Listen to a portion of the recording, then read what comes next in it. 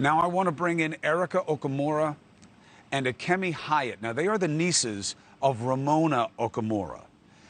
She is an American pediatric humanitarian aid worker who is also stuck in Gaza. I was speaking earlier today to an aid worker there, and they're very worried about their safety. They're trying to help other people, as you know, these angels among us, like your aunt, are wont to do. They want to help others before they help themselves.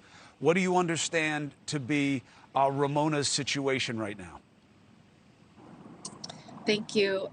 We understand that she is maybe 5 miles from the Egyptian border and is waiting for there to be a convoy that can take her and her fellow humanitarian aid workers swiftly out before there is, an incoming fear of a ground invasion, and with the pressure of the millions of other people that are also trapped there.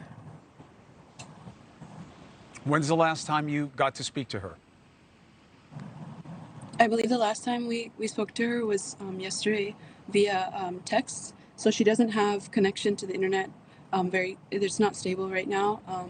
So we've been talking to her on text messages, and I think that the last time was 10 a.m. yesterday, Hawaii time. So what does it mean? What? Oh, I understand. Right, the time difference. Right. The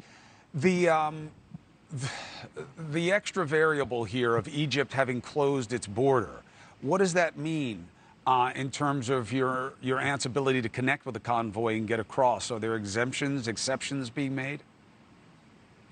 I think, according to my understanding of these types of situations, it's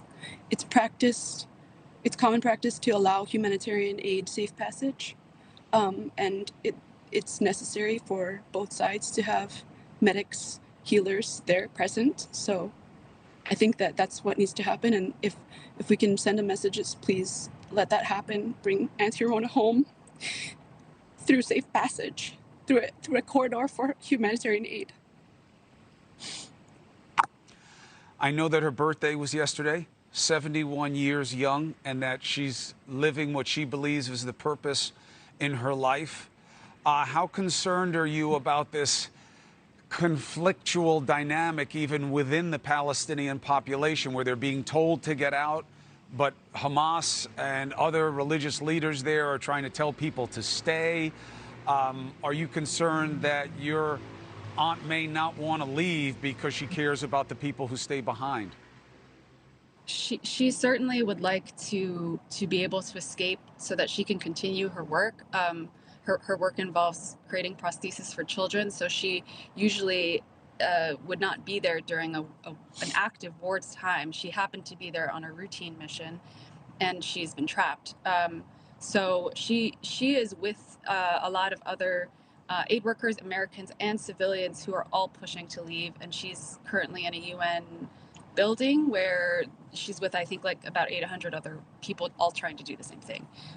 So our fear is, while we're happy that there seems to maybe be a window of opportunity tomorrow where she may be able to move, that the pressure at the border and the intensity of how many people are trying to move will create an unanticipated consequence. And just the travel is so dangerous, despite the fact that she's only a few miles away. It doesn't matter if it's a few miles or if it's 100 miles. So we need the borders to allow humanitarian aid through.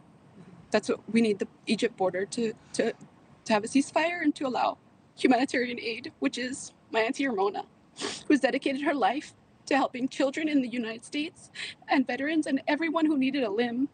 That is her sole mission. That is her sole purpose. That is what she has done for the last 30 years. She's a world eminence there. She could not have taught these skills on Zoom. They are handmade prosthetics that she is capable of making and fashioning out of very rudimentary materials that are available there. And we need her home with us too. So bring Auntie Ramona home. I know that you're scared, and I know that it's so hard. It's really I know it's hard, and I know you can't talk to her, so you don't know what's going on. And I can't tell you, and I'm not going to tell you that we know that there's an easy way out in this situation. The intensity is only going in one direction.